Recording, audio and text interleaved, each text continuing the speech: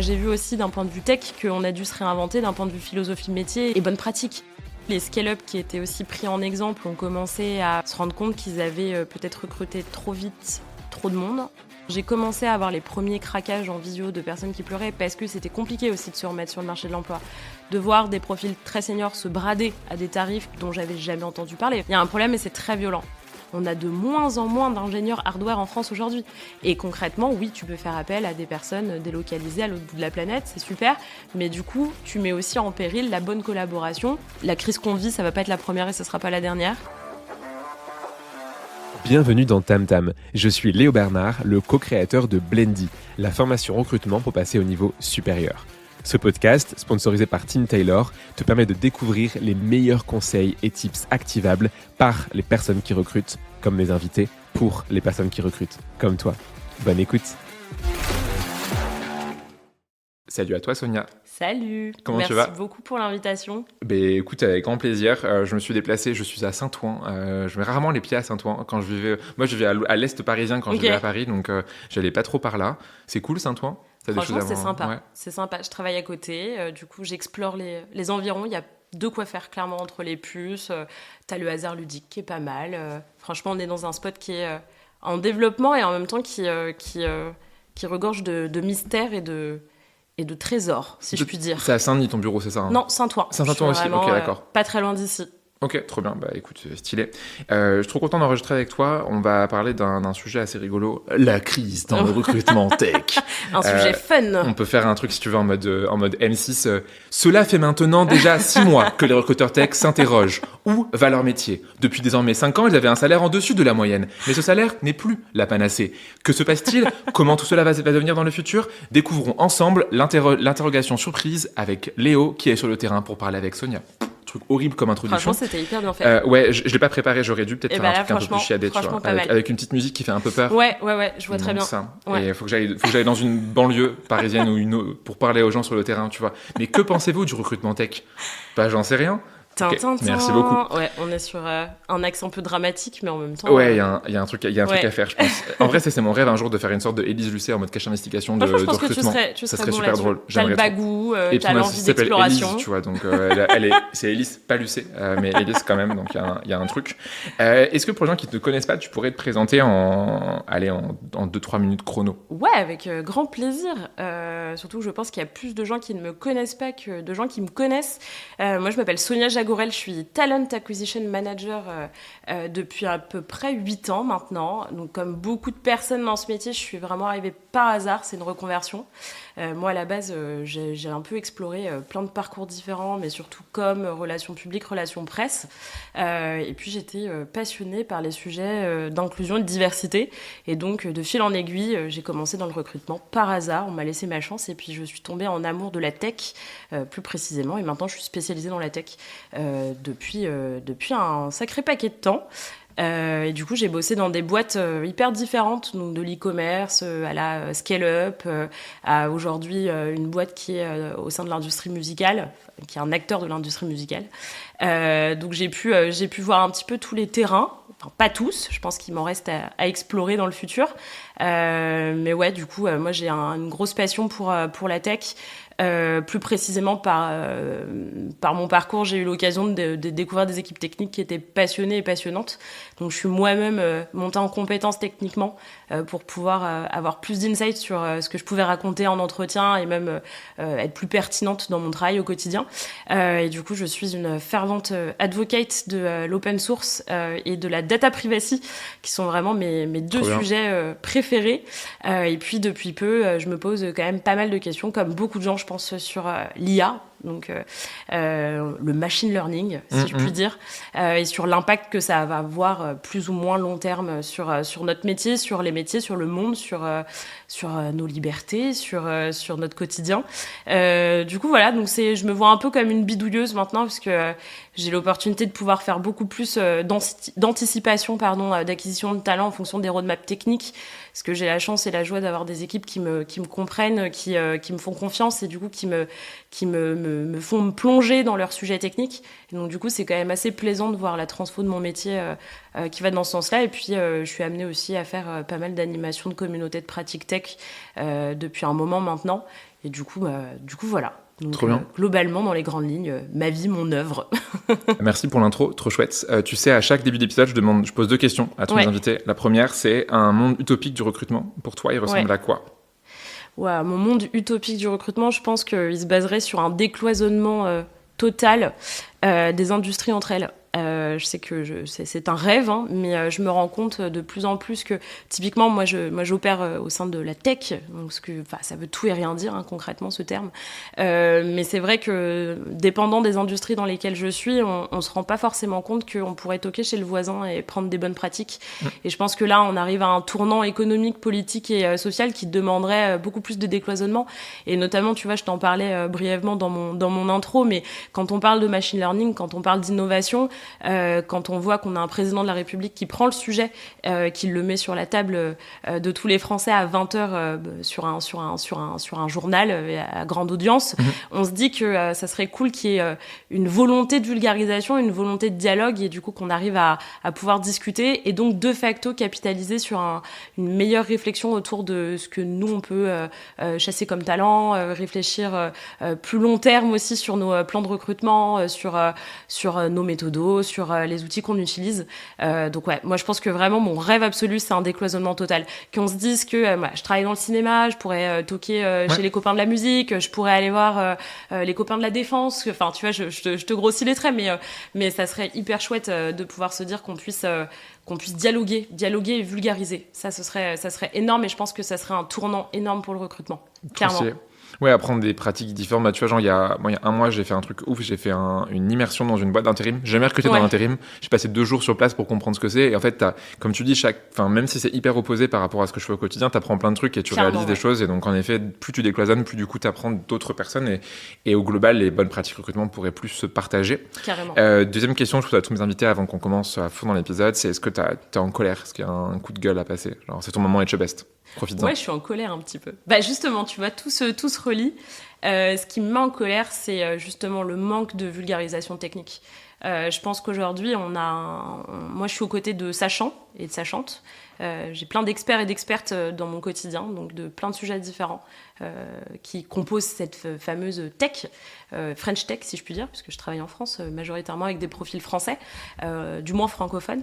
Et concrètement, je pense qu'il y a une responsabilité à avoir sur la vulgarisation technique pour amener le tout à chacun, pouvoir s'approprier justement les outils, s'approprier les fameux discours à 20h pour mieux les comprendre. Parce que je pense qu'aujourd'hui, le fait que les gens ne sont pas forcément éduqués à certains sujets, et encore une fois, pour moi, ça n'est pas leur faute, c'est qu'il y a un manque d'informations claires et qu'on a une tendance à faire peur très vite, sans expliquer le pourquoi du comment, alors qu'une fois qu'on comprend le pourquoi du comment, ne serait-ce que comprendre comment fonctionne Internet en fait. Oui, de base, c'est ce que je vais te dire, c'est numéro 1. Ça te permet de basculer le système de domination. C'est Benjamin Bayard, qui est un monsieur que j'aime beaucoup, qui est à la tête, enfin co-fondeur, co-owner, c'est une association, donc je pourrais pas trop le qualifier comme ça, de la Quadrature, qui fait un énorme taf sur justement la question de la data privacy, et plus largement, pour arrêter de faire de l'anglicisme, la donnée personnelle des Français et des Européens. Je vous invite à d'ailleurs regarder son travail. Il y a pas mal d'interviews de lui, et notamment un Thinkerview qui est très intéressant sur justement les sujets de données et de surveillance, qui disait que dans l'outil, de l'ordinateur en tant que tel, il y a un système de domination. Les informaticiens, comme on les appelait à l'époque, quand ils ont commencé à bidouiller sur leur machines, qui n'étaient pas clairement les machines qu'on a aujourd'hui, qui sont aussi performantes qu'on peut retrouver dans le commerce, forcément l'outil était en domination, parce qu'on n'arrivait pas à le maîtriser, on n'arrivait pas à le comprendre. Et puis il a fallu des milliers, voire des millions d'informaticiens, de bidouilleurs comme ils les appellent, qui sont approprier cet outil pour pouvoir justement renverser le basculement de domination. Et je pense que c'est quelque chose qui est hyper important aujourd'hui. Et comprendre ce qu'on utilise, comprendre ce qu'il y a derrière, comprendre comment ça fonctionne, c'est hyper nécessaire. Donc je fais un appel massif aux tech workers. On a besoin d'aide pour vulgariser ces sujets-là au grand public. Et j'espère que ma colère va se transformer de manière constructive sur... mais je sais pas, pourquoi pas la création de quelque chose. Je suis ouverte à toute proposition, ça pourrait être intéressant. Peut-être que quelqu'un va t'entendre et va se dire vas-y, moi je partage la colère, on va créer un truc. On monte un collectif. Mais non, mais c'est vrai que c'est ce que tu dis, le dévulgariser différentes choses. En plus, le monde du travail en général, en fait, devient de plus en plus tech. Carrément. Et tu vois, des trucs tout bêtes, mais moi, à chaque fois en formation, c'est un truc qui me choque, c'est par exemple le CTRL-C, CTRL-V. Genre, tu vois, tout ce qui est efficient sur un ordinateur, t'as encore pas mal de gens qui vont pas forcément avoir cette logique de je vais être rapide avec ce que je vais en faire, je fais des raccourcis clavier, j'ai des outils de productivité, je gagne du temps, je me simplifie la vie. Beaucoup de gens vont pas forcément avoir ces réflexes-là, et c'est des choses hyper simples en fait, et ça fait que du coup tu prends un train de retard. Et donc déjà par exemple, tu vois, t'as des discriminations aujourd'hui quand t'es senior sur le monde du travail. Alors si en plus tu maîtrises pas ton outil informatique, t'es doublement discriminé. Et après t'as les croyances de parce qu'il est senior, il sait pas faire, alors que ça veut rien dire. Et bon bref, tu pars dans des enjeux après un peu chauds. Donc je te rejoins là-dessus. Et c'est marrant, tu parlais d'open source. Je sais pas si t'as sûrement dû voir là, quelques derniers jours là, le gouvernement qui a lancé Docs. J'ai pas encore testé. Je sais pas si c'est bien ou pas bien. Mais au moment où on se parle, ça vient de sortir là, il y a quelques semaines. On enregistre il est fin mars. Carrément. Et d'ailleurs, j'invite tout le monde à regarder le travail de BetaGouv parce que franchement, il y a un sacré boulot. Il y a plein d'alternatives qui existent. Alors effectivement, il y aura pas mal de feedback qui vont dire c'est pas très beau, c'est pas très sexy. Mais le but de l'outil, c'est pas d'être joli. Le but de l'outil, c'est de l'utiliser. Et aujourd'hui, le fait qu'un outil, en tout cas, moi, c'est ce que si je peux servir à ça pour passer cette parole, qu'elle soit, je pense qu'elle peut être discutable, c'est que quand un outil, tu le trouves joli, c'est qu'il a envie que tu restes dessus. Il n'a pas forcément envie de t'accompagner, de t'aider et de faciliter les choses. Aujourd'hui, un outil, moi en tout cas, ce que j'attends d'un outil, c'est qu'il soit efficace. Et t'as plein de gens qui font plein de taf. Et justement, avec cette volonté de travail collaboratif, collectif et de transparence, pour justement nous proposer des alternatives qui sont viables et qui nous permettent de pouvoir avoir des données sécurisées en France ou en Europe. Et ça, je pense que c'est important. Donc allez voir le travail de BetaGouv. Trop bien. On mettra le lien en description pour les gens qui sont curieux. Le gros thème qu'on va aborder aujourd'hui, je trouve ça intéressant, c'est la crise dans le monde du travail, mais surtout dans le monde de la tech. Tu me diras ce que t'en penses, et après je te lancerai sur les différents sujets. Moi, je trouve que dans le monde de la tech, t'as 3 changements. T'as un changement qui est un changement un peu historique avec le Covid, il y a 5 ans. Donc, curieux de voir qu'est-ce que ça a impacté selon toi. Deuxième changement, c'est là, à date, la crise économique qui frappe pour le coup tous les domaines, tech et non tech. Carrément. Et 3, du coup, l'impact que ça a sur le marché tech. Curieux d'avoir ton avis sur ces 3 grands types d'impact. Est-ce que déjà c'est les 3 qui pour toi sont les plus impactants ou est-ce que tu en as d'autres que tu vois? Ouais, je pense que ça, c'est vraiment les principaux sujets. Effectivement, le Covid, aujourd'hui, on en sent les répercussions. Malheureusement, j'ai pas la source exacte, mais concrètement, je raconte un petit peu ma vie privée, mais je suis allée dans un musée il y a pas longtemps là en Écosse qui avait une exposition hyper intéressante sur les répercussions du Covid, la crise du Covid, 5 ans après. Et t'avais pas mal de petites vidéos d'experts et d'expertes qui en parlaient et qui disaient que justement sur ce type de traumatisme social, on le ressentait à X années après. Et je pense qu'on est en train d'en mesurer l'ampleur aujourd'hui, tu vois. Je pense que c'est pas pour rien que t'as énormément même d'entreprises qui reviennent sur le télétravail, par exemple, que les gens se posent des questions sur l'isolement du fait d'être en full remote ou qui justement se rendent compte que c'est vraiment ce qui leur correspond. Mais de facto, nous, ça nous a complètement bouleversés. Moi, je me souviens que quand j'ai commencé ma carrière, on faisait les entretiens à partir de 18h dans les locaux, on s'arrangeait pour que entre les gens viennent. Éventuellement, exactement. On voyait les gens de visu, donc ça permettait des échanges. Est-ce que c'est mieux, est-ce que c'est moins des locaux, bien, mais voilà, c'est ça, t'avais un lien social qui était assez fort puisque tu voyais les gens physiquement devant toi, donc t'arrivais aussi à trouver des petites alternatives pour mettre à l'aise ton interlocuteur ou ton interlocutrice, donc ça, je pense que ça a complètement bouleversé, parce que c'est vrai qu'aujourd'hui on fait de la visio sur le premier échange en tout cas, quoi. Souvent t'as quand même une rencontre après, Mais ta première échange, en effet, c'est souvent ça. du visio. Puis même, ça a ramené quelque chose de très homogène dans les process, parce que effectivement, quand tu fais de la visio, tu as tendance à réfléchir au fait que les personnes arrivent plus facilement aussi à débloquer une heure dans leur agenda en posant par exemple des fausses réunions ou en demandant l'autorisation ou pas, mais du coup c'est plus facile de caler un entretien dans ton salon que de te déplacer sur site, c'est un fait. Mais du coup il y avait la volonté aussi d'en faire des process plus courts, parce que forcément tu rentres dans l'intime de la personne, puisque même si tu mets un faux fond, même si tu essayes d'être dans un super espace qui te permet de pouvoir avoir de l'interaction facile, tu restes quand même chez toi, donc il y a un impact quand même sur la différence pro-perso, parce qu'on rentre dans ton salon pour te proposer un travail, ou en tout cas pour voir si le projet qu'on te propose peut fitter par rapport à tes attentes.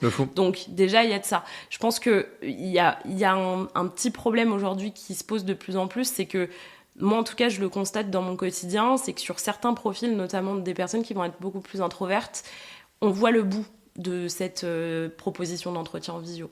C'est très compliqué d'essayer de mettre à l'aise quelqu'un que tu vois pas physiquement devant toi. Moi, je m'assure toujours en début d'entretien, dans la plupart des cas, de leur demander s'ils sont dans des bonnes conditions, tu vois, de m'assurer qu'ils sont en safe place pour pouvoir discuter. Voilà, j'essaye de détendre l'atmosphère quand t'as un téléphone qui sonne, il y a un chat qui passe, il y a un enfant qui crie. C'est ok, on est encore une fois, je suis dans ta vie, c'est déjà très gentil d'avoir accepté de passer l'entretien avec moi dans ton intime, puisque au final, je suis chez toi, je rentre chez toi. Et en plus, je suis là pour potentiellement t'évaluer dans ton esprit, donc c'est pas une situation très facile. Mais je pense qu'aujourd'hui, oui, il y a quelque chose à faire évoluer sur ce type de profil, parce que concrètement, la visio peut pas permettre... Enfin, il y a des limites sur certains Donc, sujets. ton premier changement, c'est ça, du coup, comme tu dis, c'est ta changement en visio. Qu'est-ce que tu verrais d'autre comme impact qu'aurait le Covid sur le recrutement global ? En tout cas, dans l'écosystème de la tech, ça a changé plein de choses, parce que ce qu'on a utilisé pendant le Covid, quand on était en confinement, en tout cas, une majorité des personnes l'ont fait, c'était les internets, dans leur largesse. Donc, que ce soit du chat, des réseaux sociaux ou quoi, donc tu as eu un boom énorme, une capitalisation énorme d'investissement sur cet écosystème-là. Donc, quand on est sorti du confinement, et là, on a vu notre boulot a été complètement bouleversé. On est passé du SMIC à des salaires plutôt agréables, soyons honnêtes. Tout le monde s'est fait virer d'abord, mais entre-temps... clairement. Mais moi, j'étais en chômage partiel. Mais qu'est-ce qui va se passer ? Et encore, on n'est pas aux US où les gens ont vraiment été virés. C'était chaud. Nous, on a eu quand même des aides. C'est vrai que c'était... Mais bon, moi, je me suis posé plein de questions. T'es remonté à fond. Et puis, des propositions que je pensais jamais avoir. Parce que, oui, il y avait de l'argent. Il y avait de l'argent en transit. Il y avait plein de projets, plein de produits. L'écosystème scale-up qui a commencé à faire boom, et là on est rentré dans le dur de la guerre des talents, on est rentré dans quelque chose de physique, et c'est moi j'ai trouvé ça très drôle, parce que du coup il y a une espèce de solidarité qui s'est créée entre tous les TAM de tout cet écosystème, en tout cas de l'écosystème technique français pendant 2-3 ans, où on se rigolait de se voler des gens, parce qu'on savait que c'était tellement tendu, et il fallait tellement être créatif sur qui tu pouvais capter, comment tu pouvais le capter, quelle politique d'entreprise et de perks t'allais mettre en place aussi, parce que tu voyais que le voisin, il proposait 2 semaines de vacances de plus, toi, t'es là branle-bas de combat, comment on fait ? Parce que déjà, on galère à essayer d'avoir des gens, même si notre politique de REM, elle est OK. Tu fais preuve de créativité, et puis tu fais à l'aide de tes connaissances, comme j'aime bien dire. Donc ça a été hyper important. Et puis, globalement, je pense qu'il y a eu aussi la prise de conscience qu'on pouvait travailler avec beaucoup plus de flexibilité. Et ça a été hyper intéressant. Et ça, c'est quelque chose que j'espère qu'on pourra garder. Au sens du télétravail, du coup, flexibilité. Au sens du télétravail, ouais. Okay. Le sens du télétravail et le sens du fait qu'on n'a pas forcément besoin d'être physiquement tout le temps ensemble. Alors, il y a eu des travers, hein. On est rentré dans une réunionnite aiguë, on va pas se mentir, dans plein de secteurs. Du surcontrôle, des fois. Du surcontrôle. Mais forcément, ça a été intéressant. Moi, j'ai vu aussi, d'un point de vue tech, qu'on a dû se réinventer d'un point de vue philosophie métier et bonne pratique. Tu vois, quand on parle de l'agilité, moi, j'aime bien parler des agilités, t'as plein de méthodos qui sont mis en place, avec notamment les daily le matin. Le daily le matin à 9h30, avec ta tasse à café pour être... bien sûr que toute ta team elle est bien debout, ça peut être un peu excessif voire intrusif, tu te rends compte que t'as peut-être pas envie de voir tes collègues en visio toute la journée sur Teams, ou sur Slack ou sur Google Meet ou ce que tu veux, que sais-je. T'as vu, j'ai cité 3 marques parce que comme ça, compète, concurrence, on est bon. Magnifique. mais t'as eu plein de choses où on s'est rendu compte que la notion de deep work elle était importante, et c'est vrai que travailler chez soi ou travailler dans un coworking ou dans un café à côté de chez toi, en tout cas le télétravail permet beaucoup plus de flexibilité. Et ça, c'est quelque chose qui a complètement révolutionné notre manière de penser, notre manière de voir nos métiers, largement. Moi, à l'échelle de mon métier, ça m'a ramené beaucoup plus aussi de fluidité dans les dialogues.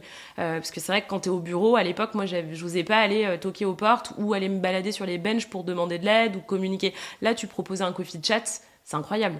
Et moi, je sais que depuis que je suis en télétravail, ou depuis que je suis dans des boîtes qui proposent ce type de fonctionnement et qui ont maintenu ce type de fonctionnement, c'est beaucoup plus simple d'aller communiquer avec les gens et d'aller pouvoir proposer un petit...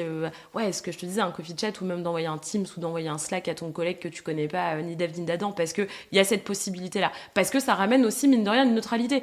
Oui. Quand tu es en visio, tu peux aussi faire le choix d'enlever ta caméra face à ton collègue et de poser une question et de papoter. Et ça, c'est vrai que c'est plutôt cool. Je trouve que ça a bien décloisonné. Trop vrai ce que tu dis, tu parles de télétravail, après on parle, tout le monde ne peut pas faire de télétravail. Exactement, ouais. Évidemment, tu as des jobs où c'est par définition pas possible. Tu vois, il y a encore une semaine, j'étais en formation chez Bureau Veritas, ils sont des gens dans leur petite camionnette qui vont aller faire des audits dans des usines. C'est plus compliqué de vérifier si une prise est conforme depuis ton canapé. Mais c'est vrai que c'est et c'est un truc aussi, je pense, qui d'ailleurs crée des clivages. Tu vois, moi je vois quand maintenant que j'ai déménagé et que je vis plus à Paris, j'ai beaucoup plus autour de moi des amis / gens que je fréquente dans des clubs de sport ou quoi, qui du coup ont des métiers qui sont en 100% présentiel tout le temps. Et du coup, tu vois, ils te disent, mais vous, forcément, là, les cadres qui font du télétravail. Et du coup, ça crée une scission, je pense, entre des gens. Mais bon, c'est pas le sujet du podcast. Je sais pas pourquoi je te parle de ça. Question par rapport à ça. Donc, on parle, nous, de la tech. Est-ce que, du coup, depuis maintenant, il y a eu vraiment, comme tu dis, une grosse montée. Les salaires ont pris des flambées astronomiques et des recruteurs tech et du coup, des techs qui recrutaient eux-mêmes. Ça qui est rigolo pour le coup. On a pour le coup été, on n'a pas été mis sur le côté. On a eu des grosses augmentes à l'époque. C'était assez chouette. Par contre, là, c'est fini. Ça fait quelques mois que c'est un peu la guerre. Qu'est-ce qui se passe ? Pourquoi, à ton avis, ça se passe ? Et quels sont les impacts ? Alors, je pense que c'est vraiment visible depuis quelques mois, mais moi, j'ai l'impression que ça fait un peu plus d'1 an que ça dure. Je pense qu'il y a eu aussi beaucoup moins de cash flow d'investisseurs. Du coup, les scale-up qui étaient aussi pris en exemple ont commencé à se rendre compte qu'ils avaient peut-être recruté trop vite trop de monde. Donc, tu as eu les premiers plans de licenciement. T'en as eu pas mal qui ont été médiatisés, justement. Oui, beaucoup, par contre, inversement, qui ont été faits en soum-soum, en mode rupture conventionnelle collective. Carrément. T'as eu beaucoup d'abus là-dessus aussi. Donc, il y a eu prise de conscience d'avoir peut-être pas trop bien qualifié le besoin à certains moments, d'avoir été peut-être très excité de la rentrée de cash et il n'y avait pas forcément de plan B de gestion derrière sur qu'est-ce qu'on fait avec cet argent et comment on l'investit. Quoique je te dis ça, je ne suis pas CEO, donc j'en ai aucune idée. Mais je pense que il y a des boîtes qui ont grossi trop vite d'un coup. Je pense qu'on est arrivé à un plafond de verre des rémunérations qui a posé un gros problème dans toutes les boîtes qui n'étaient pas associées à cette mouvance scale-up, French Tech, dynamique, jeune et ambitieuse. Ça a pété le marché, bien carrément, sûr. Et qui n'ont pas forcément réussi à suivre. Je pense qu'il y a eu aussi pas mal de drague fait par des grosses boîtes type ESN pour aller justement démarcher des travailleurs un petit peu partout et qui ont ramené du coup des solutions de délocalisation. Et concrètement, c'est ce qu'on voit le plus. Moi, ça va faire un peu plus d'1 an que je constate le problème par les échos des personnes que j'ai en entretien. Aujourd'hui, j'ai peu de personnes qui sont encore en poste et qui sont soit curieux de l'opportunité que je vais pouvoir leur proposer ou qui sont en recherche plus ou moins active et qui se disent que ça pourrait être cool de pouvoir changer et d'avoir le luxe de changer d'opportunité. On est beaucoup sur des ruptures co, des plans de licenciement, des licenciements aussi. Et les 3/4 du temps, j'exagère pas, je pense que c'est vraiment 8 personnes sur 10 que je vais rencontrer en entretien qui vont me dire qu'il y a une délocalisation des équipes techniques pour une question de coût, tout simplement, parce qu'il n'y a plus d'argent, soit au Portugal, soit au Maroc, soit en Inde, tout simplement. Donc forcément, une fois que tu as tapé ton plafond de verre, que tu n'as plus d'argent, que tu ne peux plus payer tes talents, qu'est-ce que tu fais ? Tu as plusieurs choix. Soit tu charges tes équipes, les équipes que tu gardes, et tu leur donnes beaucoup plus de travail et tu fais un petit peu de double ou triple poste et tu capitalises sur tes profils un peu couteau suisse. Mais jusqu'à quand ? Ça, c'est une question que je me pose. Soit tu réfléchis à des logiques de réduction de coûts et donc, de facto, tu vas faire appel à des devs qui vont être moins chers, par exemple. Sauf qu'il y a de ça, et puis il y a aussi un énorme sujet, c'est que au moment du Covid, il y a plein de gens qui se sont posés des questions sur leur reconversion. Il y a eu plein d'industries qui sont tombées, on va pas se mentir, et donc des gens qui ont voulu changer de vie. Et à ce moment-là, les formations de reconversion qu'on poussait le plus, c'était les formations de dev. Donc tu avais tout dedans. Hein. Tu avais devenez data scientist en 6 mois, comme des parcours de reconversion dans des écoles qui ont commencé à prendre le pas et à se dire que... Sur du plus long terme pour le coup, genre les Ada, Tech School et autres. Adatech, par exemple, que j'aime beaucoup, avec qui je bosse depuis des années, et qui ont un super programme. Mais tu avais aussi dans le tas des choses qui étaient plus ou moins discutables, en tout cas à mon sens. Et donc là, tu as eu une arrivée massive maintenant à plus de 3 ans de beaucoup de juniors sur le marché. Et vu qu'on n'a plus d'argent, on ne peut plus leur proposer de travail.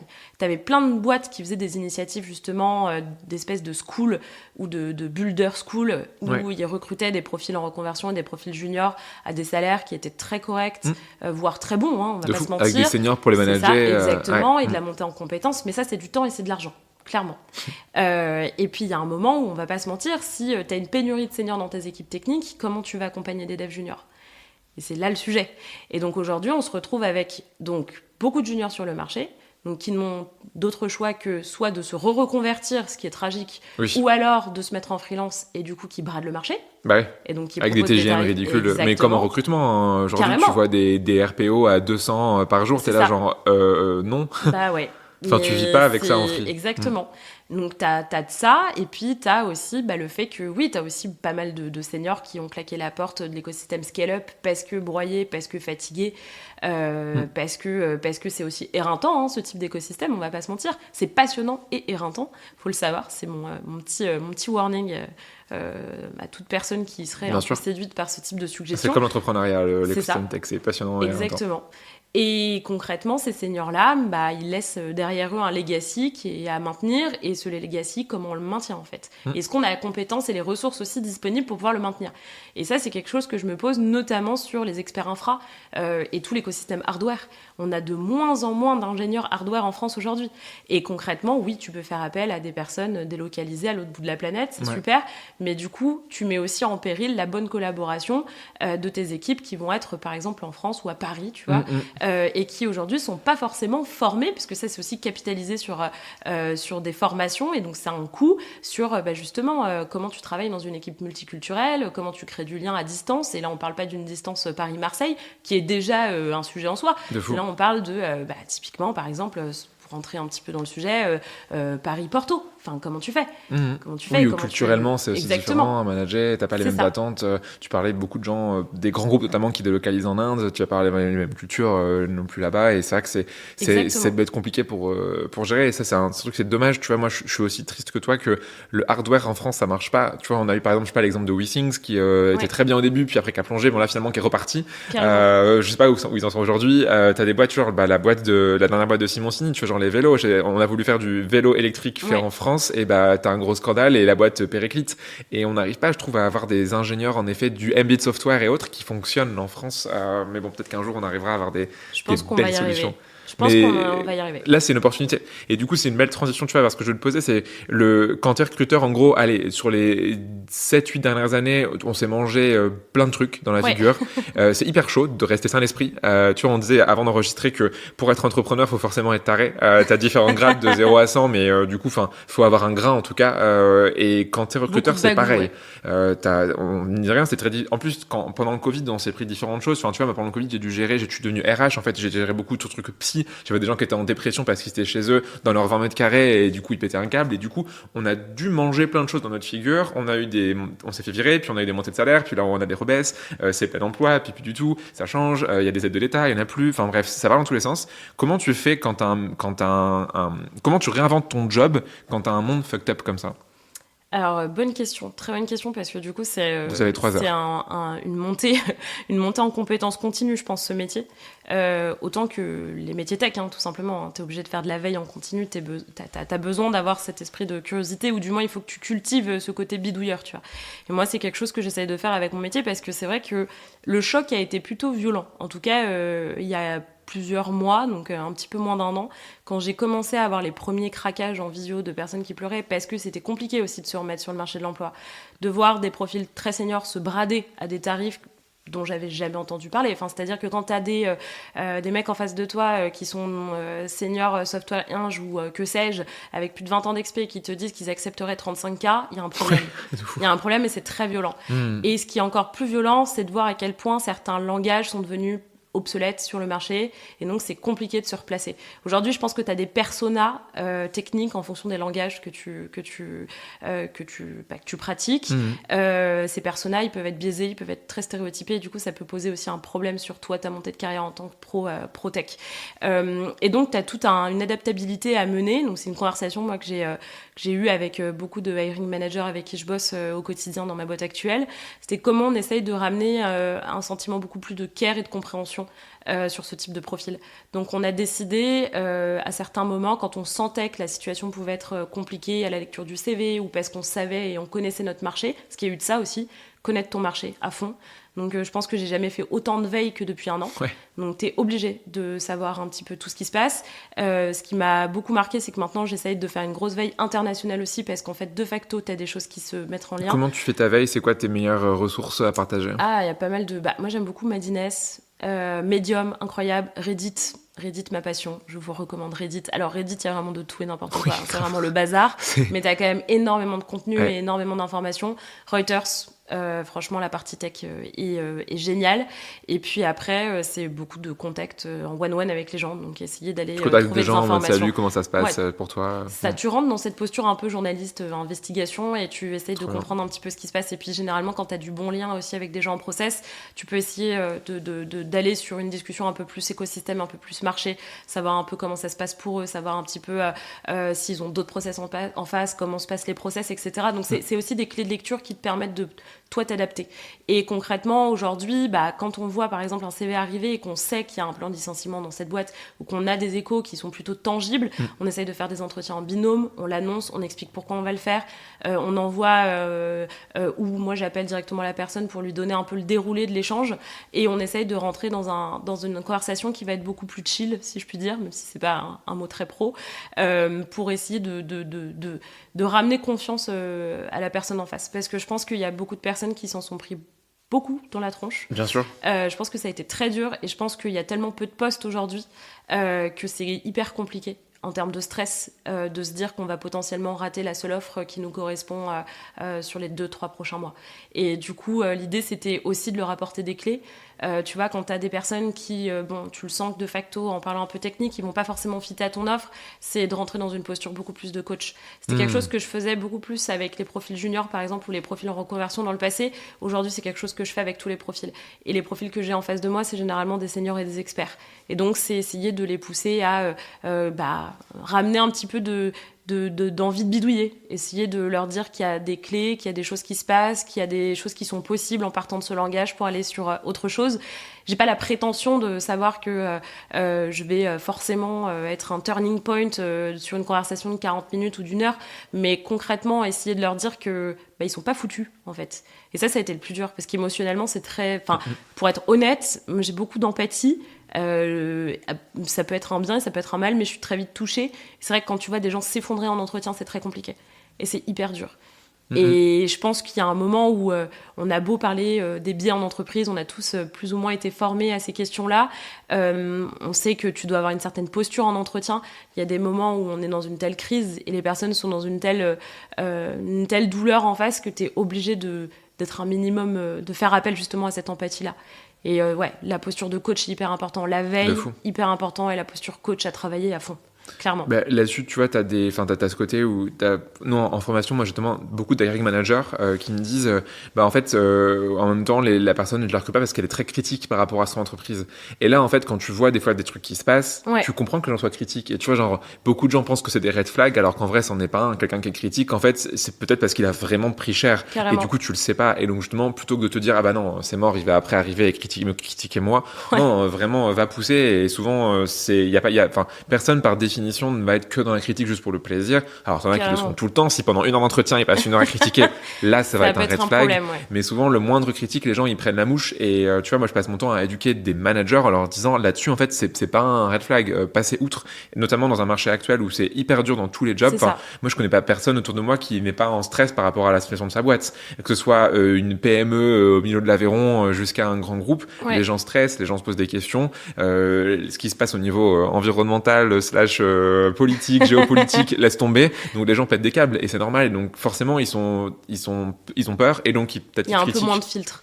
Mais c'est je pense logique. que justement, tu vois, le conseil moi que je donnerais, ce serait de tourner justement la critique que le profil te fait en face tu vois, pendant ton entretien, pour amener sur justement la projection du plan de formation. Parce que l'idée, c'est de savoir comment tu peux l'accompagner. Et du coup, de facto, toi, sur le retour que tu peux faire aux personnes qui vont passer dans les étapes suivantes, c'est de travailler ces points-là et de poser la question à l'équipe aussi sur la capacité ou non de pouvoir accompagner une personne qui a vécu un point de rupture pareil. Ouais.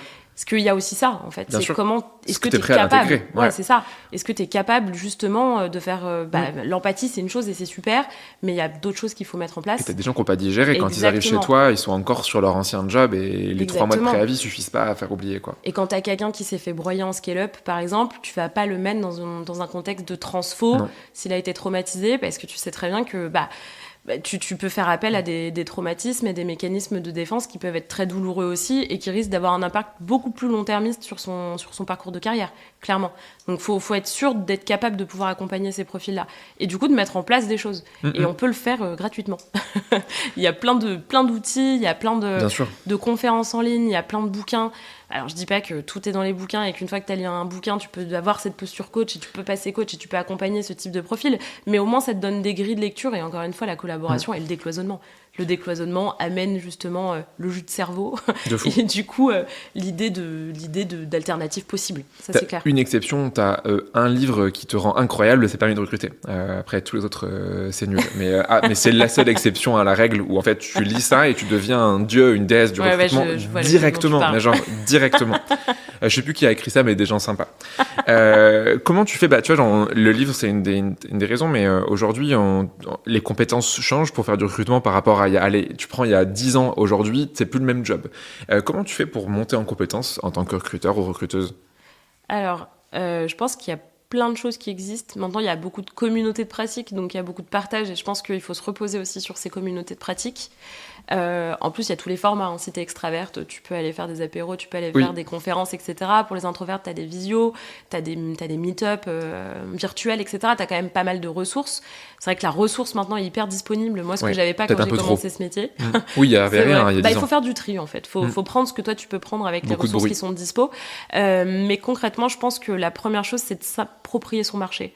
C'est hyper important. Être passionné par son marché, c'est un plus, clairement. Moi, j'ai la chance d'être hyper passionnée par la tech et donc du coup, ça me donne envie d'en savoir plus. Mais s'approprier son industrie, aller rencontrer des acteurs et des actrices, pas forcément que de son entreprise, et donc d'aller essayer de titiller l'écosystème pour essayer d'avoir des clés de lecture pour pouvoir avoir des coups d'avance. Je pense qu'il faut faire de l'anticipation à fond. Et clairement, pour faire évoluer ton métier, je pense que tu as besoin de te reposer sur les autres. Ça, c'est évident. Et essayer de trouver les bonnes personnes qui vont pouvoir te faire grandir et pouvoir avoir des choses à t'apprendre. Et puis surtout, rentrer dans une logique de culture du feedback. Le feedback est hyper important. Je pense que ça vient de plein d'écosystèmes différents. Ça n'a pas forcément le même nom. Moi, je l'ai toujours vu dans l'écosystème technique. J'avais du mal à l'appréhender. Je me suis dit, mais attends, le feedback, c'est quoi? Si c'est pour être frontal avec son collègue ou sa collègue, ça n'a pas vraiment de pertinence. Mais tu as plein de méthodes qui t'amènent à justement avoir des grilles de lecture hyper intéressantes sur ta posture, sur ta manière de faire, et donc qui te permettent de t'améliorer. Et ça, généralement, c'est des choses que tu peux t'imprégner beaucoup plus vite parce que ça fait écho à du vécu.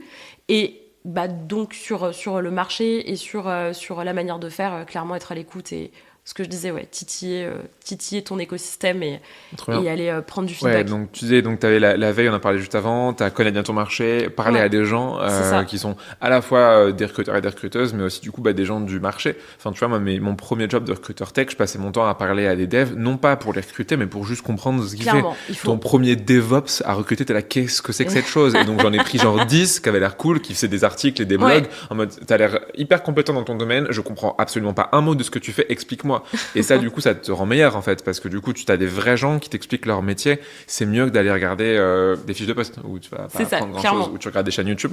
Qu'est-ce que tu verrais d'autre, du coup, en plus des communautés, en plus du one-to-one, en plus de la veille marché, en plus de la veille métier, recrutement? Est-ce que tu as d'autres manières de faire pour toi devenir meilleur dans ton job jour après jour? Alors, je pense que c'est très personnel, mais ça m'aide beaucoup, c'est être autocritique. C'est hyper important. Prendre de la hauteur sur ce que tu fais. Parce que c'est vrai que tu vois, comme on est passé par plein de phases sur notre métier, qu'on a été décrié, après on a été encensé, après là on est dans un flottement un peu bizarre, où tout le monde devient un peu hybride, on sait pas trop comment se qualifier. Déjà le terme de notre métier est devenu est passé en anglais pour rendre un peu plus... Talent Acquisition Manager, Specialist. C'est devenu sexy, raffiné, et c'est super, mais concrètement, il y a un moment, il faut aussi être hyper critique sur ce qu'on fait. Et je pense que ça, c'est le truc qui est le plus dur, mais qui est aussi le plus facile, encore une fois, parce que tu te connais, tu te côtoies, tu te vois faire, et prendre de la hauteur, parce que effectivement, la crise qu'on vit, ça va pas être la première et ça sera pas la dernière. Oui, et on n'en voit pas encore le bout, hein. Typiquement, on ne sait pas quand ça va reprendre. Clairement, on ne sait pas quand est-ce que ça va reprendre. La vision que les gens peuvent avoir sur ton métier, elle peut changer du jour au lendemain, ça c'est clair. Et concrètement, si toi, tu arrives à prendre du recul, c'est quelque chose que j'ai pas encore totalement. Il faut le prendre. C'est quelque chose que je travaille au quotidien. Ouais. Ça te permet de relativiser aussi et d'avoir une prise de hauteur qui te permet aussi de pouvoir faire autre chose. Et je pense que, tu vois, moi là, j'ai commencé un parcours de reconversion depuis septembre parce que je me suis dit que j'avais envie de vivre un peu mes passions. Donc là, je fais un CAP cuisine. Comment? Je sais pas si je vais l'avoir. Genre en cours du soir, c'est ça? Ouais, c'est ça, tu vois. Je sais pas si je l'aurai. Mais en fait, être stimulé sur autre chose, ça me permet de prendre de la hauteur sur mon métier. Et ça me permet de dédramatiser ce que je vois au quotidien. Je pense que ça peut pas être un peu bullshit, ça fait très coach, tu vas non, mais t'as passé une journée pétée à faire du sourcing, tu parles cuisine, c'est bon, t'es prête pour le lendemain. Mais du coup, se trouver son moment et se trouver justement l'espace critique pour pouvoir faire autre chose et donc du coup relativiser et être beaucoup moins dans on sauve des dauphins au quotidien, on est sur un sujet au stress et sujet aux angoisses. C'est clair que c'est ce que je recommande. Un truc que j'ai envie de te demander aussi, et je suis curieux d'avoir ton avis sur ça, moi j'ai une sorte de paradoxe, et du coup j'aime bien demander maintenant à tous les gens que je croise comment est-ce qu'ils arrivent à résoudre ça.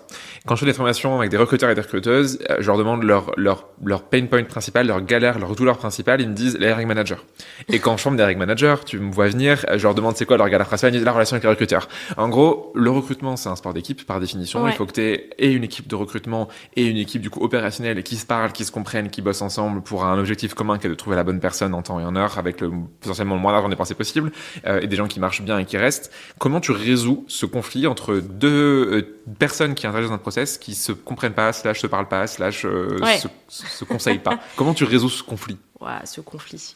Ouais, je vois très bien. Moi, j'étais quand j'ai démarré dans ce métier et dans ce domaine d'activité donc technique, forcément j'étais confrontée à ça, tu vois. Et au départ je me disais non mais c'est toujours eux le problème, ils comprennent pas ce que je veux dire. Nuls. Et en fait tu te rends compte très vite que, alors je pense que c'est un début de réponse, en tout cas ça a été la réponse pour moi, c'est qu'on parlait pas la même langue, on se comprenait pas. Et que chacun avait des biais sur les métiers de l'autre. On va pas se mentir, tu vois, par exemple, moi je travaille avec des ingénieurs techniques. À l'époque, on les appelait les informaticiens. Il y avait des biais, il y a des stéréotypes, ils existent encore, tu vois. Mais du coup, chacun avait un petit peu son petit précaré avec son petit jardin de stéréotypes. Bien sûr. Moi, j'étais recruteuse, donc je suis RH pour certains, pour d'autres, je sers pas forcément à grand-chose, ou de toute façon, on comprend pas et ça irait plus vite si on cooptait des copains, tu vois. Je stéréotype le truc, mais je pense qu'il y avait de ça. Et en fait, moi, j'ai essayé de faire mon max pour communiquer et donc trouver le bon moyen de communiquer. Et j'ai pas appris à faire du dev, tu vois, mais en tout cas, pas de suite. J'ai commencé à bidouiller après dans un second temps parce que vraiment, ça a été un crush énorme et ça a été hyper intéressant, tu vois. Mais c'était de comprendre qu'effectivement, en fait, le problème, il se passait dans le fait qu'on parlait pas la même langue. Et donc, du coup, on se comprenait pas.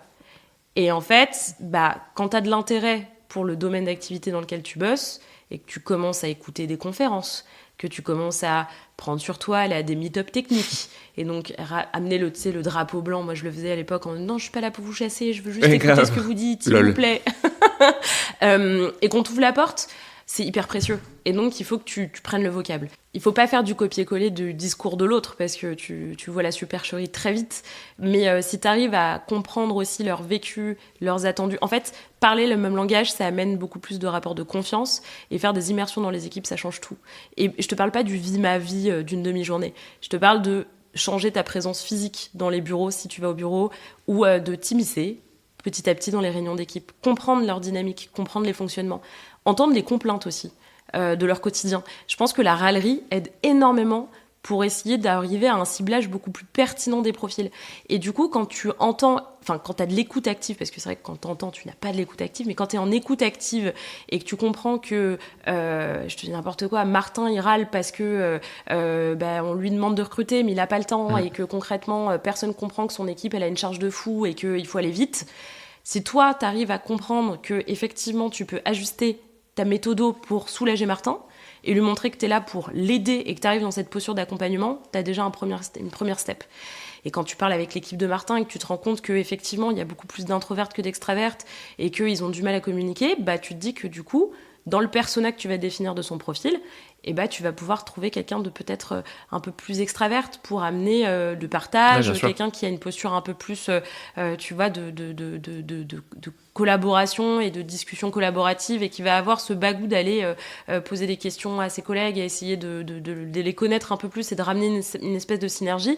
Et donc, du coup, tu gagnes la confiance petit à petit. Je pense que c'est une danse. C'est ce que tu disais, je crois, tout à l'heure. C'est vraiment ça. C'est on se drague petit à petit, on s'appréhende. Ah, t'aimes bien ça? Je connais pas. Je vais regarder.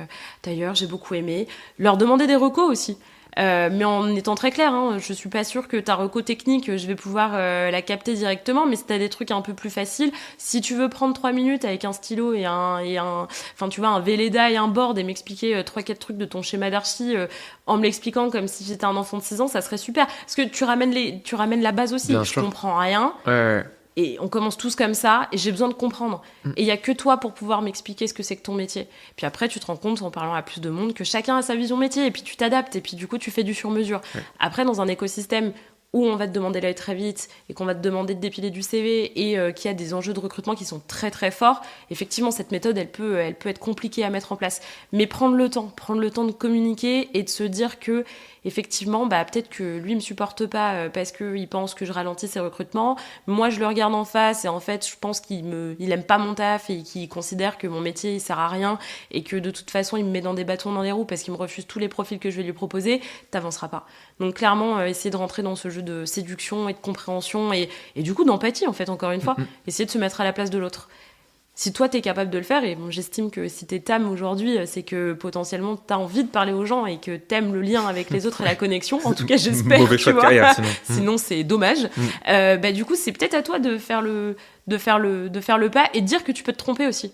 Et t'as plein de pratiques trop cool. Moi, je fais du mob sourcing, je fais du pair sourcing, on fait pas mal d'entretiens en binôme. Tu peux expliquer ce que... Alors, le pair sourcing, donc, pour les gens qui écoutent, donc, c'est tu sources à 2. Ouais, c'est ça. Premier, le mob sourcing, tu peux expliquer aux gens. Tu sources à plus que 2. Voilà. Ça vient du mob programming, donc le fait de se mettre devant un clavier, le mob un hôtel, écran. Voilà, tu vois, tout est lié. Tout est lié. C'est un clavier, un écran, plein de cerveaux. Et tous ensemble. C'est ça. Et ça, c'est un truc qui amène vraiment à une réalité.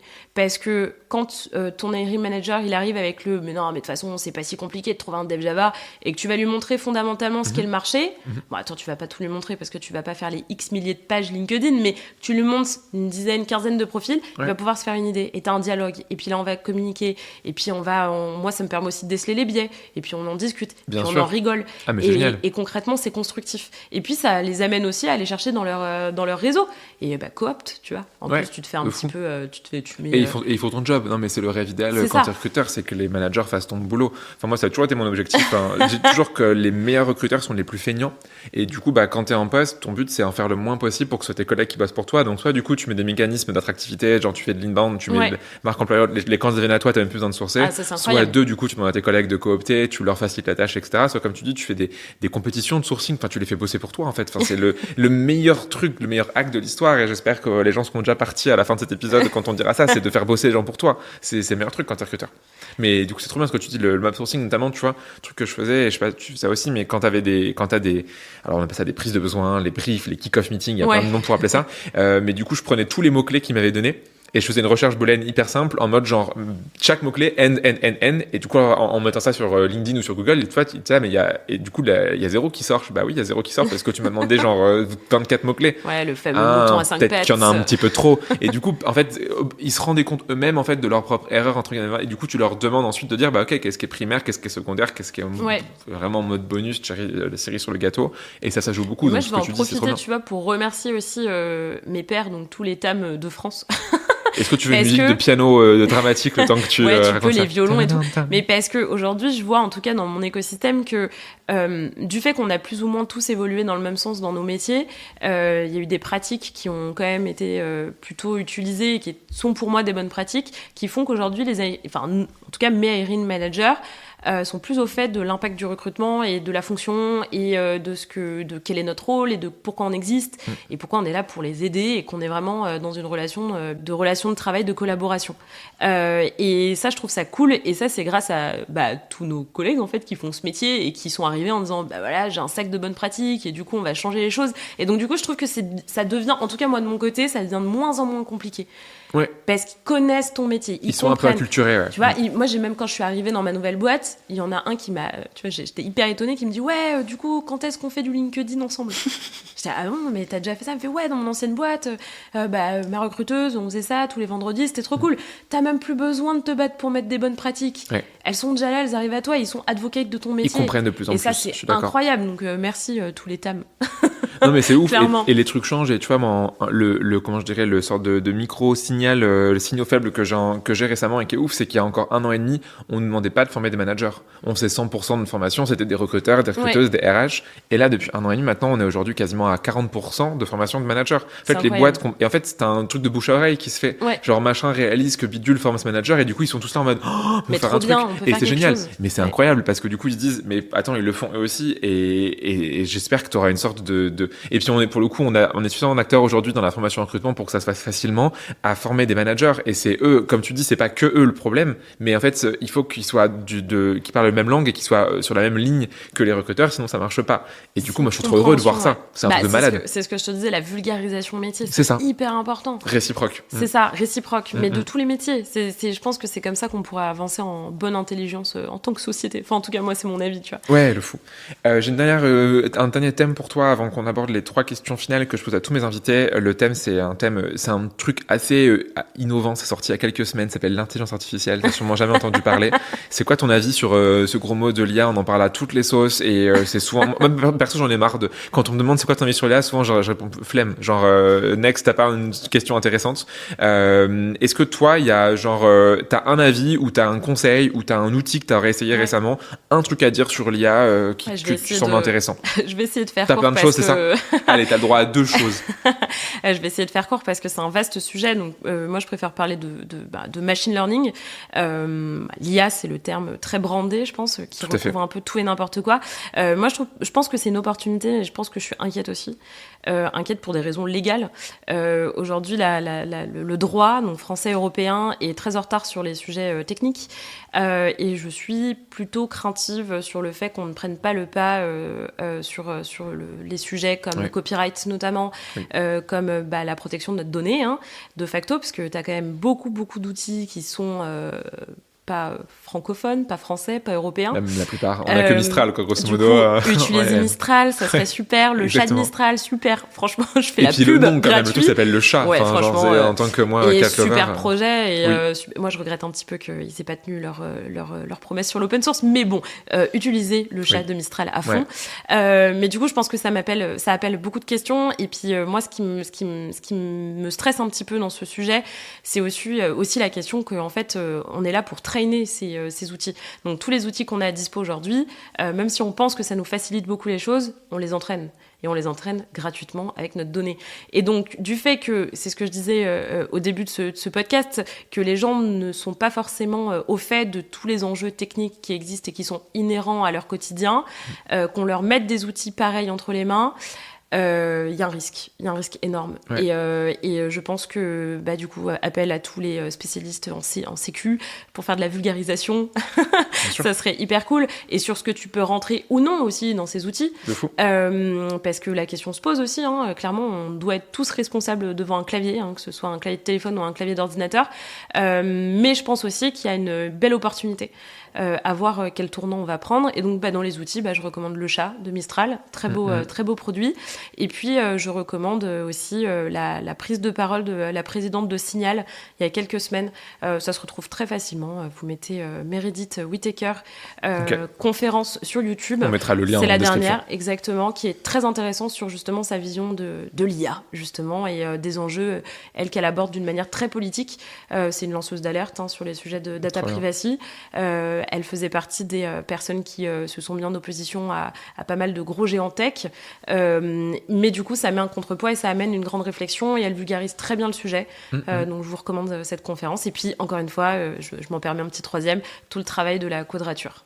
Voilà. Ouais, très bien. Quand tu parlais au tout début, donc la boucle est bouclée. Ouais. Et c'est vrai que ce que tu dis, c'est vrai, on parle beaucoup d'IA, mais on parle pas de IA / juridique, alors qu'en vrai, c'est un enjeu majeur. Et C'est un encore gros sujet. l'autre jour, tu vois, des fois, alors, moi, on essaie au maximum nous d'éviter de parler d'IA. Notre formation, on essaie de le faire assez evergreen, donc elles doivent durer dans le temps, elles ne doivent pas être liées à une technologie qui, à tous les coups, peut-être peut disparaître / évoluer de toute façon tous les mois.